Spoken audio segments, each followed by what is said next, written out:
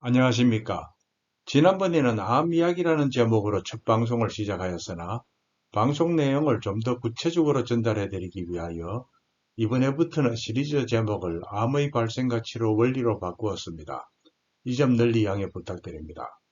이번 2부에서는 암 조절 유전자라는 주제로 이야기를 시작하겠습니다. 지난 1부 이야기를 통하여 암은 후천적 유전자 이상으로 발생하는 병이며 특히 암 조절 유전자의 이상이 그 원인이라고 말씀을 드렸습니다. 따라서 이번 2부에서는 암 조절 유전자라는 용어가 어떤 개념인지 설명해 드리고자 합니다. 우선 조절이라는 용어, 이것은 흔히 사용하는 단어지만 생명과학에서는 아주 중요한 개념입니다. 조절을 위해서는 상반된 기능이 필요하고 생명과학에서는 이것을 기량작용, 영어로는 엔태거니즘이라고 합니다. 실생활에서 예를 들자면 밝기 조절을 위해서는 전기불을 켜는 기능과 끄는 기능 이 두 가지가 필요합니다. 또한 자동차의 속도를 조절하기 위해서는 속도를 내기 위한 가속 기능과 속도를 줄이기 위한 브레이크가 필요합니다. 이런 것이 우리가 실생활에서 겪는 기량작용의 예로 볼 수가 있습니다. 우리 몸의 세포 기능 조절도 마찬가지입니다. 세포 기능을 촉진하는 인자도 있고 억제하는 인자도 있습니다. 세포 기능에는 종류가 아주 많은데 예를 들어 세포 성장의 경우 성장 촉진 인자도 있고 억제 인자도 있습니다. 마찬가지로 세포 운동이나 세포 사멸 등 모든 세포 기능에는 촉진 인자와 억제 인자가 존재하고 우리 몸은 이런 촉진 기능들과 억제 기능들의 균형을 상황에 맞게 적절히 조절하여 세포 기능을 최적화하고 있습니다. 그렇다면 하나의 유전자는 한 세포 기능만 조절하는가 라는 질문을 할 수가 있습니다. 이에 대한 답은 특정 세포 기능만 조절하는 유전자도 있고 세포 분열, 운동, 사멸 등 여러 가지 세포 기능에 관여하는 유전자도 있다는 것입니다. 즉, 유전자마다 역할뿐만 아니라 특정 상황에서 그 중요성이 다를 수가 있습니다.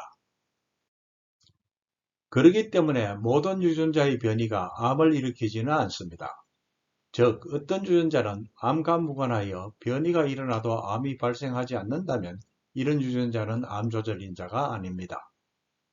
그러나 다른 어떤 유전자가 암과 밀접한 관계가 있어서 그 변이가 암을 초래할 수 있다면 이런 유전자는 암 조절인자라고 부릅니다.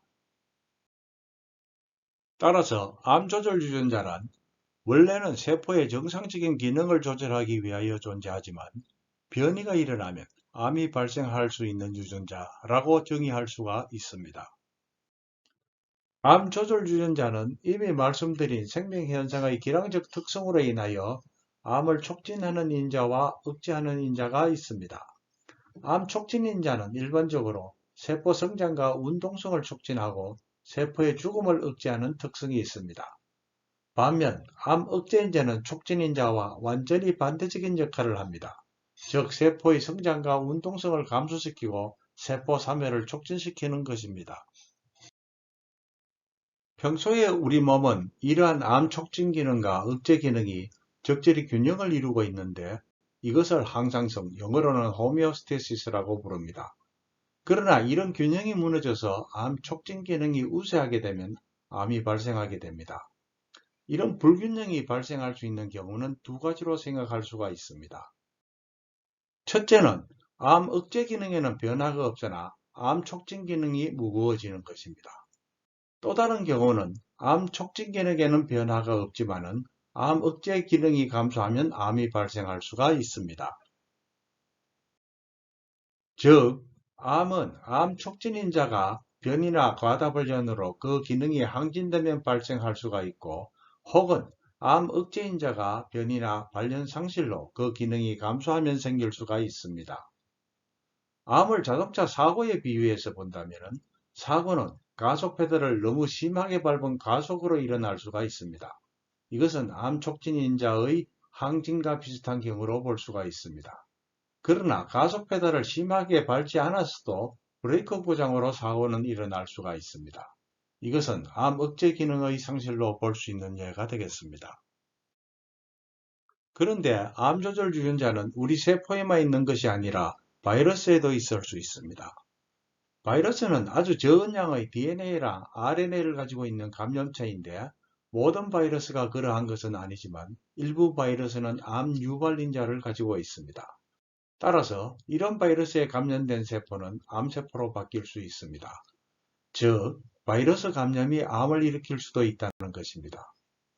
이에 대한 가장 대표적인 예로는 휴먼 파필로마 바이러스, 줄여서 HPV라고 하는데 자궁경부암을 일으키는 가장 큰 원인인자로 알려져 있습니다. 저는 지금까지 세 종류의 암 조절 유전자를 말씀드렸습니다.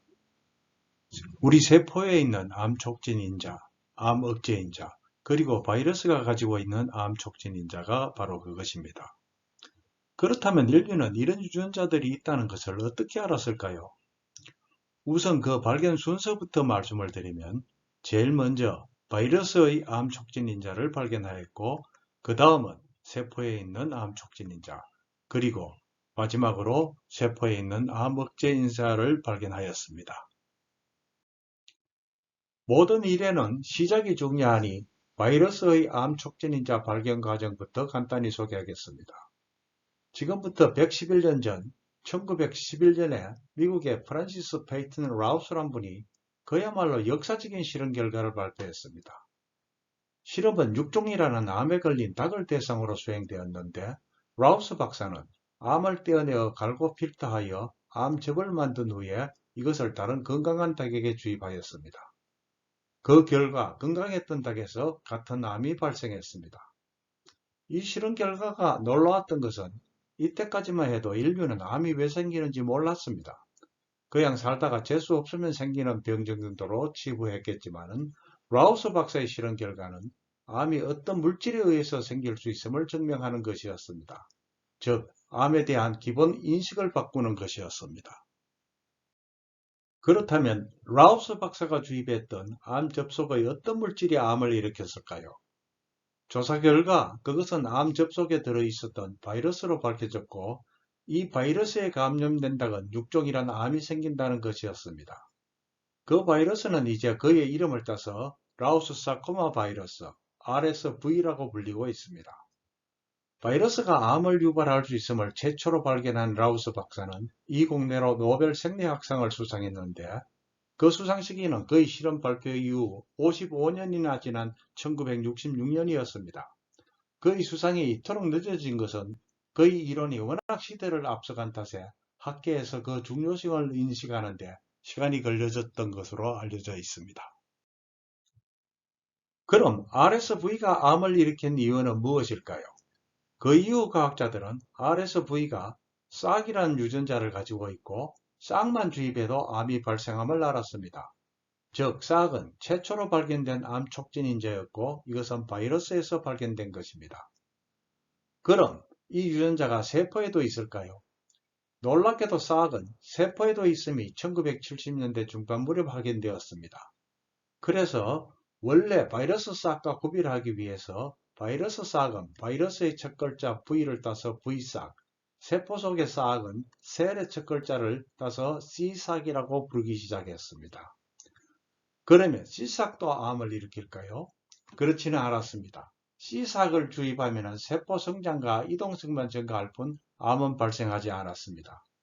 그런데 C싹과 V싹을 자세히 비교하니 V싹은 C싹에 변이가 일어난 형태였고 C싹에도 변이가 일어나자 암이 발생했습니다.